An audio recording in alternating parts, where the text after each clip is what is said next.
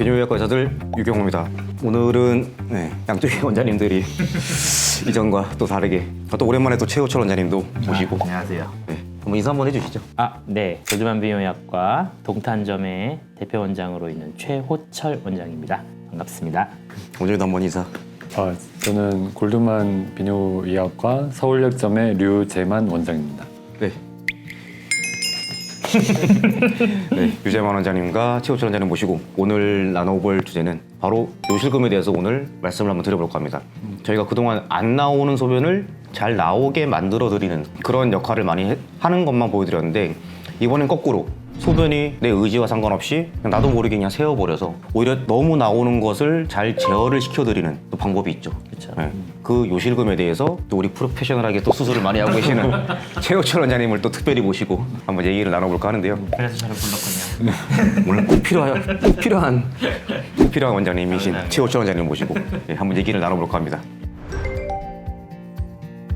일단 요실금이 어떤 질환인지 한번 그래도 간단히 얘기를 한번 해보고 넘어가야죠. 지금 말씀하신 것처럼 요실금은 일단 본인의 의지와 상관없이 소변이 나오는 걸 이제 총칭해서 얘기를 하는 건데 간단하게는 이제 복압이 높아졌을 때 예를 들어 뭐 기침을 할 때나 배에 힘을 줄 때 소변이 찔끔 나오는 복압성 요실금 또는 이제 스트레스성 요실금이라고 얘기를 하는데 또는 이제 소변이 마려울 때 갑자기 급하게 마려운 거죠. 그래서 참지를 못하고 화장실에 가기도 전에 찔끔 나와버리는 그런 절박성 요실금도 있고 그 두 가지가 이제 혼합해서 발생을 하는 혼합성 요실금으로 타입도 있습니다.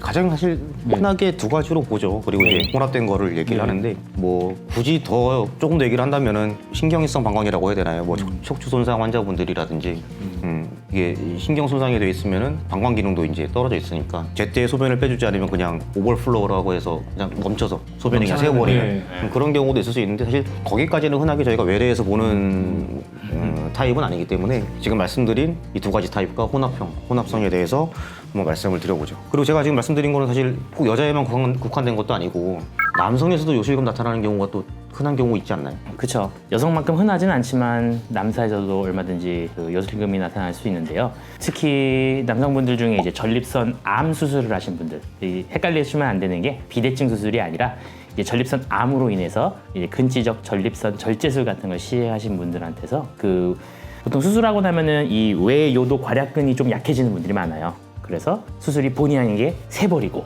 수술 후에 소변을 지리시고 그래서 패드도 차고 이러는 분들이 좀 있는데 영구적인 거는 아니에요. 사실 보통은 한 1년 이내로 증상이 많이 호전돼 하시는 분들이 많은데 그래도 이제 남성 그런 요실금이 있을 때 그런 경우에도 어떤 약물 치료라던가 바이오 피드백, 케겔 운동 같은 물리 치료가 얼마든지 도움이 될 수 있어요. 여성분들만큼 흔한 거는 아니지만 그래도 남성의 경우에도 얼마든지 요실금이 나올 수 있다는 걸 말씀드리고 싶고 남성 같은 경우에도 수술을 하는 경우가 있긴 하지만 이번 시간에는 조금 더 여성 요실금에 집중해서 한번 보는 시간을 가졌으면 좋겠어요. 아까 앞서 유재 원장님께서 이제 언제 새는지 그 경우에 따라서 두 가지 타입과 혼합형에 대해서 말씀을 해주셨는데 그럼 치료도 조금 기전에 따라 다르겠죠?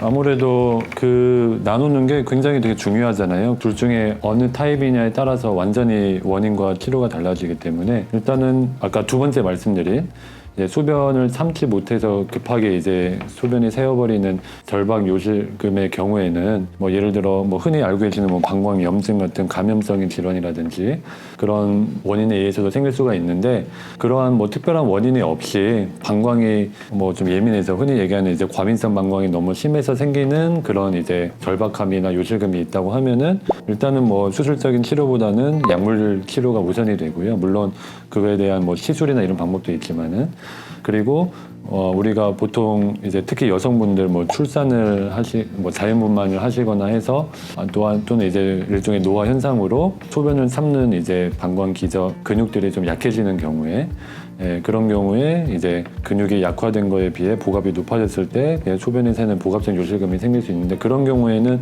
물론 이제 그쪽의 근육을 강화시켜주는 소위 얘기하는 뭐 케겔 운동이라든지 뭐 물리치료라든지 뭐 운동 같은 거를 먼저 해볼 수도 있겠으나 사실 뭐 근본적인 해결이 되기는 좀 어려운 경우가 있고 그래서 그럴 때는 이제 수술적인 흔히 얘기하는 요실금 수술의 대상이 되는 경우들이 있습니다. 사실 그 기전에 따라서 치료 방법이 다르다. 그러니까 수술이 필요한 경우도 있고 정말 약물 치료나 아니면 골반 저근 강화 운동 뭐 이런 걸로 치료되는 요실금도 있다. 그러니까 지금 요실금 종류랑 이렇게 치료를 듣다 보니까 얼마 전에 오셨던 분이 있는데 따님하고 오셨거든요. 따님하고 오셨는데 그 몇 개월 전에 수술하신 분의 친구분이나 아니면 동네에 같이 사시는 분이었던 것 같아요. 그래서 수술하고 너무 좋아져서 얘기 듣고 왔다. 그래서 이제 말씀을 들었는데 사실 수술하고 받으신 분들 얘기를 듣고 오신 분들은 나도 수술하면 좋아지겠지 이렇게 하고 오시지만은 이분은 딱 듣자마자 수술보다는 약물 치료가 효과가 보실 거예요. 수술은 아마 지금 이런 경우는 효과가 좀 떨어질 수 있고 수술할 적응증도 되지 않는다. 그래도 좀 때를 쓰시는 분들이 있죠. 수술을 해야지 좋아지는 거 아니야? 나 수술만 보고 왔는데. 그렇죠. 그래서 이러이러한 질환이고 기전이 이러이러해서 이거는 수술로 하는 게 아니고 구분하고는 다르다 이렇게 말씀드린 경우도 있거든요. 그러니까 지금 이 말씀 드리는 이유는 치료 방법이 다른데 이거는 의사가 증상만 보고 지금 정말 복압이 올라가서 새는 건지 아니면 정말 급해서 절박뇨 때문에 생기는 건지 그러니까 증상만 들어도 수술이 필요하고 약물적 치료가 필요한지 구분이 되거든요. 또 이 수술을 또 많이 하시는 우리 최호실 원장님께 한번 수술에 대해서 한번 얘기를 한번 들어보겠습니다. 간단히 설명을 드릴게요. 이게 우선 복압성 요실금도 마찬가지로 1차적으로는 약물 치료라던가 골반 적은 강화 운동 이런 것들부터 먼저 시행하는 게 우선이겠죠. 근데 또 많은 경우가 복압성 요실금 환자분들 중에 그런 약물 치료나 물리 치료만으로 호전되지 않는 분들이 있어요. 그래서 저희가 하는 게 이제 슬링 수술이라고 하는 요실금 수술입니다. 슬링 수술은 이제 요도의 과활동성을 막고 그리고 요도의 압력을 높여주기 위해서 그 요도 아래쪽에다가 우리가 메쉬라고 하는 인공적으로 만든 테이프가 있어요. 그 테이프를 요도에다가 걸어주면서 요도가 과하게 활동하고 움직이는 걸 막아줌으로 인해서 소변이 복압이 높아졌을 때 자연적으로 소변이 새는 걸 막아주게 만드는 수술이라고 생각하시면 돼요. 이게 말씀만으로 들어봤을 때는 원리가 잘 이해가 안 갈 수도 있어요. 그래서 제가 조금 한번 시각적으로 좀 도움이 될 수 있게 제가 그림을 좀 그려왔거든요. 오래 걸린 그림은 아닌데 교과서 보고 제가 그대로 뺏긴 거예요, 이게. 그림을 정말 저 그림 정말 잘 그리셨어요. 그림판으로 30분 만에 그린 거예요. 30분 만에. 30분. 그래서 우선은 제 왼쪽 그림부터 좀 보실게요. 이게 항구에 이제 배가 정박돼 있어요. 이게 배예요. 이게 잘 모르실 수도 있겠지만 앞에서 본 겁니다. 이거를 저희 몸에 비유해서 말씀을 드리면 배는 이제 골반에 있는 장기, 예를 들어서 방광이나 자궁 같은 게 되겠죠, 여성에서. 그리고 물의 경우는 골반 근육, 그러니까 골반의 바닥을 이루고 있는 그런 근육들이라고 생각하시면 돼요. 골반 기저근입니다, 한마디로. 그리고 양쪽에 배를 잡고 있는 이 양쪽의 끈을 우리가 그런 어떤 방광내 인대, 여러 가지 인대들이라고 생각하시면 돼요. 그래서 지금 첫째 그림은 이런 인대들도 튼튼하게 잘 유지되어 있고 골반 기저근육도 지금 튼튼하게 잘 있기 때문에 지금 배가 잘 떠 있는데 아까 말씀하셨던 대로 출산을 많이 하시는 분들 혹은 고령 이런 분들이 있으면은 골반 기저근이 약해지시거든요.